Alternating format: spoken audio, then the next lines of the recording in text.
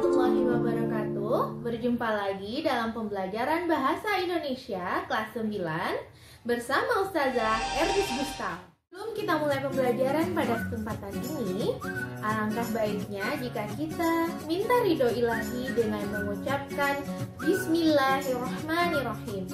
Rabbi zidni ilman warzuqni fahman. Topik kedua di dalam pembelajaran Bahasa Indonesia kelas 9 kali ini adalah pidato persuasif. Nah, Ustazah akan mengajak antum untuk berkenalan lebih dekat lagi dengan pidato persuasif dalam tujuan pembelajaran kita 3.3, yaitu mengidentifikasi gagasan, pikiran, arahan, dan juga pandangan atau pesan yang terdapat di dalam pidato persuasif. Sebelum kita melangkah lebih jauh mengenali ciri-ciri dan juga tujuan dari pidato persuasif, alangkah baiknya jika kita mengenal terlebih dahulu pengertian dari pidato persuasif. Pidato persuasif terdiri atas dua kata, yaitu pidato dan juga persuasif. Nah, kira-kira apa ya pengertian dari masing-masing kata ini menurut Kamus Besar Bahasa Indonesia?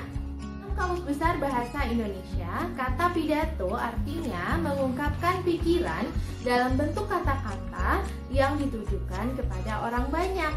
Nah, bagaimana ya dengan pengertian kata persuasif?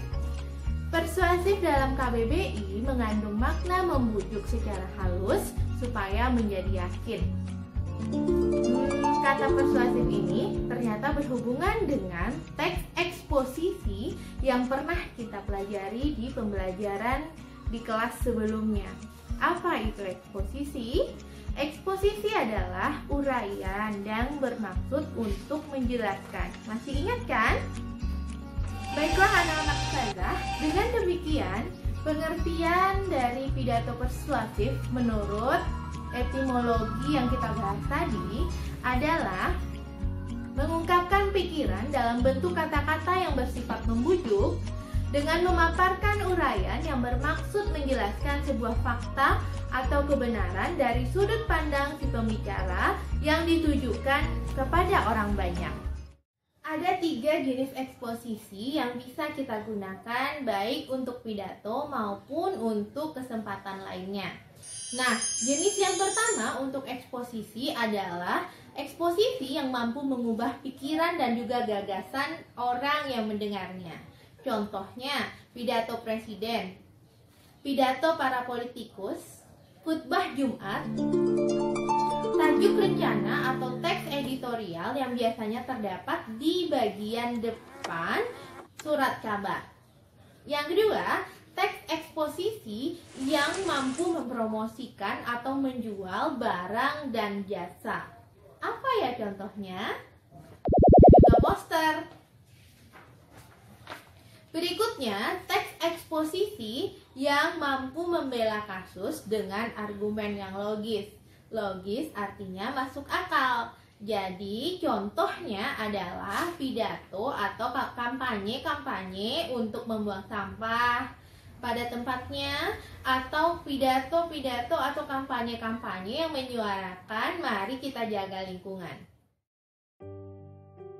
Selanjutnya kita akan lihat tujuan dari pidato persuasif.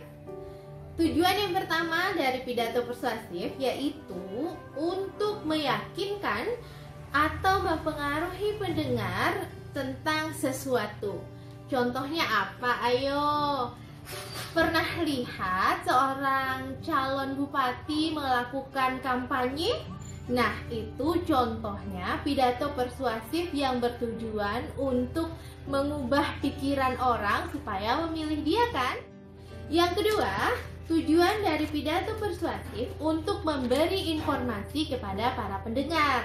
Nah, bisa jadi seorang politikus tersebut atau calon bupati tadi memberikan informasi tentang siapa dirinya, bagaimana pendidikannya, dan bagaimana dia hidup selama ini. Nah, supaya para pendengar atau masyarakat yang akan memilihnya mengetahui informasi tentang apapun tentang dirinya. Yang ketiga, tujuan dari pidato persuasif adalah meninggalkan kesan. Kesan dan pesan itu berhubungan nggak sih? Kesan itu merupakan hal-hal yang mampu diingat lama oleh orang yang melihat atau mendengarkan.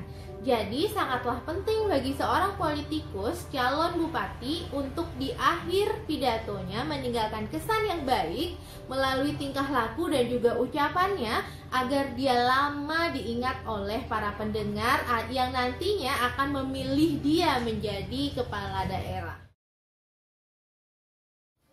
Terdapat 3 hal yang bisa membantu seorang orator atau pembicara dalam menguasai pidato persuasif yang sedang dia lakukan, yaitu L ya, double L.